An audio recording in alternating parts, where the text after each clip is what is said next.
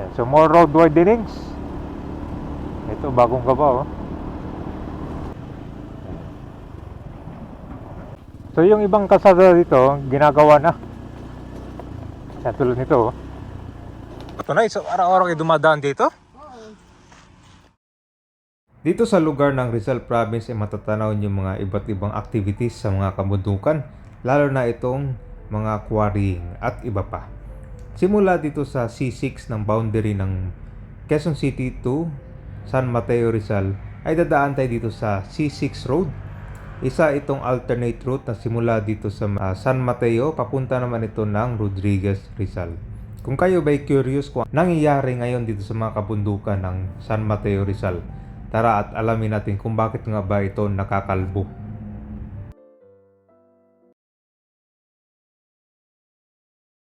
Nandito na tayo sa Commonwealth Avenue, Quezon City. Ito po yung Don Antonio Station para sa MRT Line 7. Magbubukas to. Halos yung daanan ng train simula sa SM North papuntang Fairview formado na. Kita mo naman dito oh.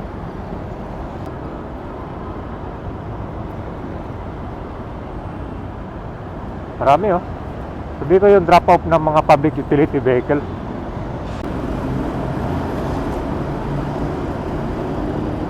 Dito na tayo sa Sandigan Bayan. Kakanan tayo ngayon sa Batasan Road. Mateo Rizal na pinupuntahan ng mga bikers dahil napakaganda ng view. Tapos marami mga kanton, uphill or yung mga akyatan. Kaya naman dinadayo talaga ito, lalo na pag weekends kung gusto nyo mala adventure. Itong way papuntang San Mateo Rizal, kung siya, pababa na. So as a alternate, pwede rin pag galing kay Marikina, pwede dadaan dun sa Katipunan Avenue Extension papunta sa San Mateo.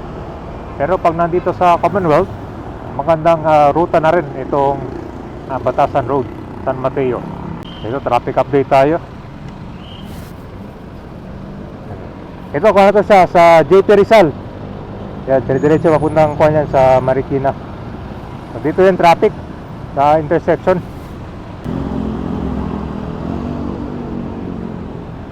So, medyo matagalan doon sa intersection, lalo na pag traffic. Talagang kwanto, perfect tour, lalo na sa mga bikers. Dito mararamdaman mo na nasa talaga probinsya. Yan. So ito po yung exclusive bike lane nya. Itong merong white na guhit dyan sa kalsada, tapos sa sidewalk.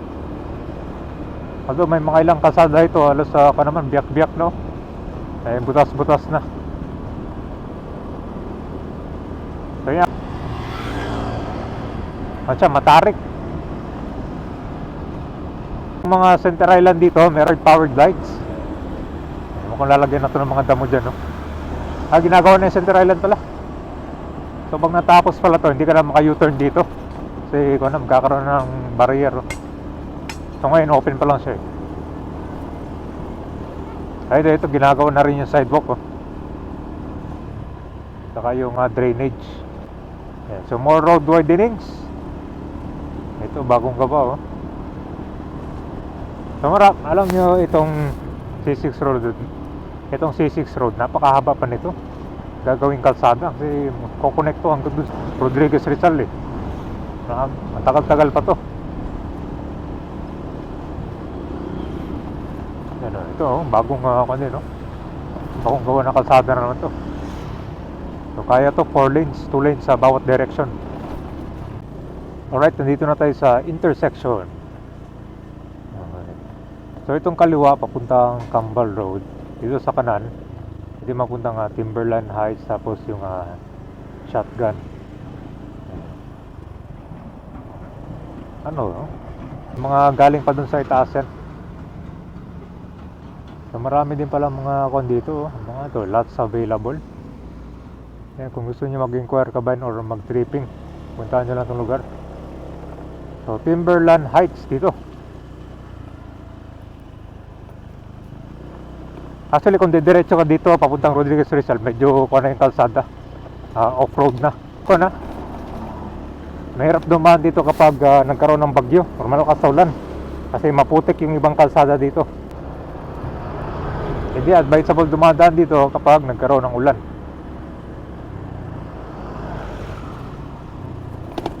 Okay, so tara, agad na tayo.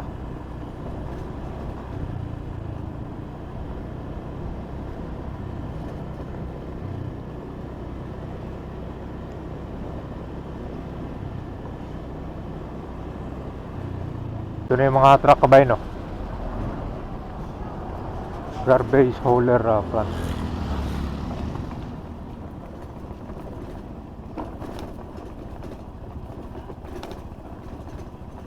So kung dadaan ka din ng motor, dapat maingat lang kasi puro alikabok yung kalsada. Medyo madulas.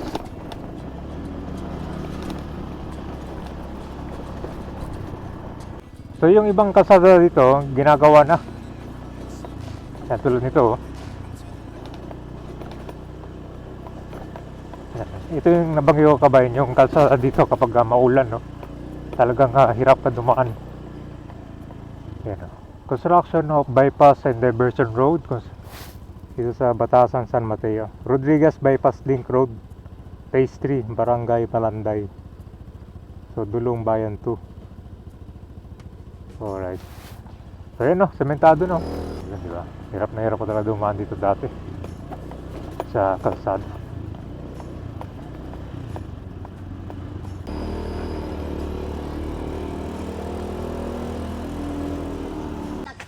Wari pa rin. Ito ba yung nakakita dito? Matarik pala ito na. So araw-araw kayo dumadaan dito? Oo. Ito yung literal na hingal talaga kabayan. Ang taas, oh. So dito din na makadaan yung motor, no? Pwede. Pwede. Kaya lang dapat siguro ko na. Bakit naka-elevate talaga ito na eh? Parang bundok? Oo, bundok ko.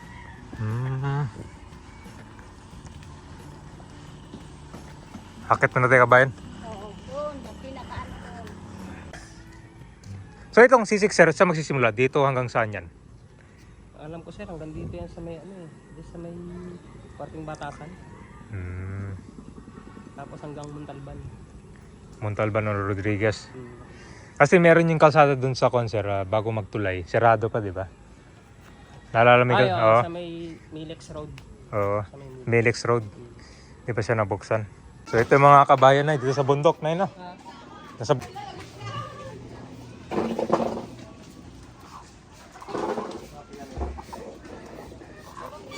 daanan dyan. Pababa na yung boss, kaya lang So, medyo matarik to dito kung bababa ka. Babalik na lang tayo doon. So bagong lagay ng kwanto mo, mga pailaw.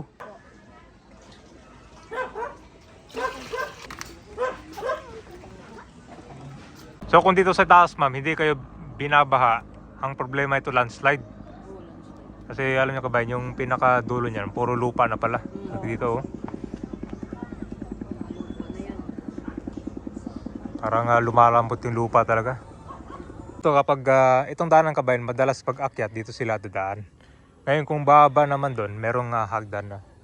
Yan, so mahirap dumaan dito kabayan kapag lasing ka, no? Talagang gugulong ka dyan pahaba. Ganito ka tarik yung akyatan nila dito para marating. Actually ito na yung pinakataas eh. Ito na yung mga ibang kabayan. Matagal na nagsimula yung quarrying dito sa area ng San Mateo, Rizal. At makikita mo ngayon halos nakalbo na, no? Ito malaki na pala yung nabawasan, no? Kita mo kabayan, no? Ito yung Shotgun Road. Meron pang isang view dyan kapag dumaan ka dyan, mas makikita mo yung view ng kwan dyan, no? Yung pagkakalbo ng bundok. Ito siya, sa harap pa lang yan, ha? Meron pa to sa likod. So maraming mga truck dumadaan dito, kita mo yun ng kabayan, no? So matarik yan. So yung iba kasi dyan, parang bihira makadaan ngayon dyan eh. Kasi may mga binabantayan yung lugar dyan. So ito, oh.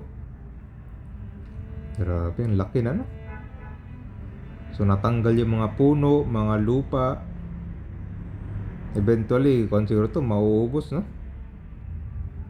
Grabe pala, oh.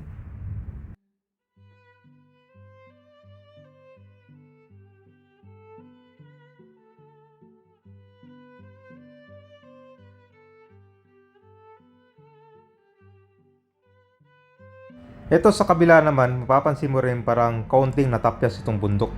Pero mukhang matagal na walang gumagawa dyan kasi tinubuan na ng mga puno ulit. Kita mo yan, no? Ganyan mangyari kapag nahinto siguro yung mga activities.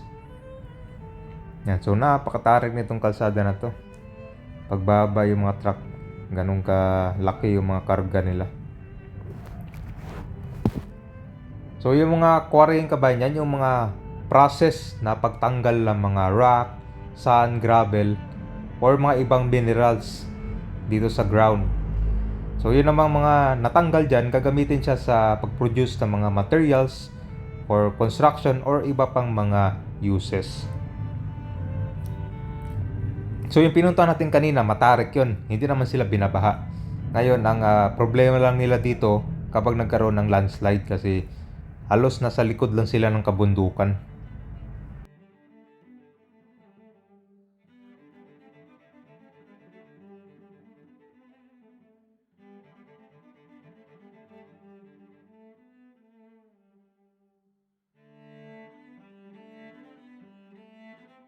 So hindi mo isipin na dati merong bundok to. Ngayon, no, meron na siyang daanan.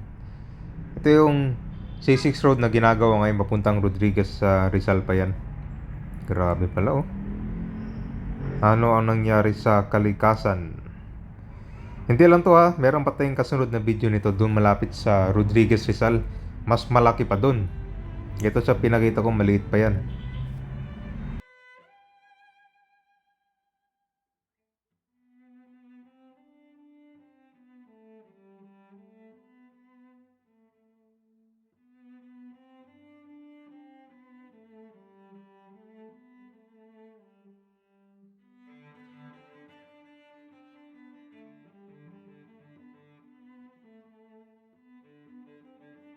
So sa gilid ng bundok, ito na pala yung mga residential area.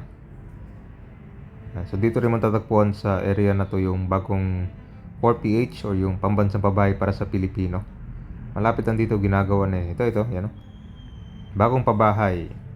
Simula na yan last year.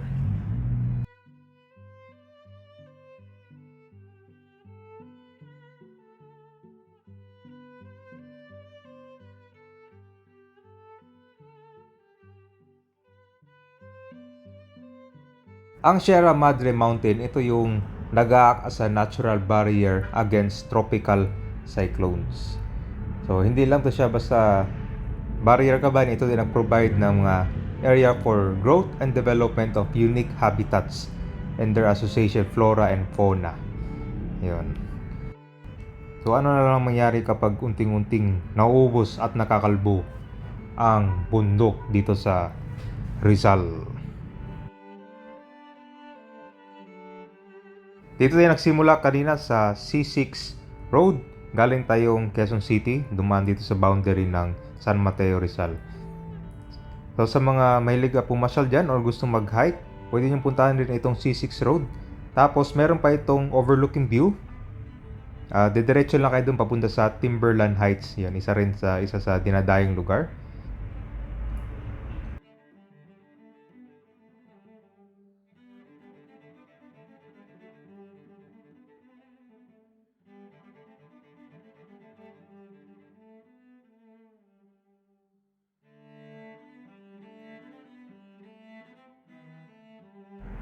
So napakaganda dito sa lugar na to, no?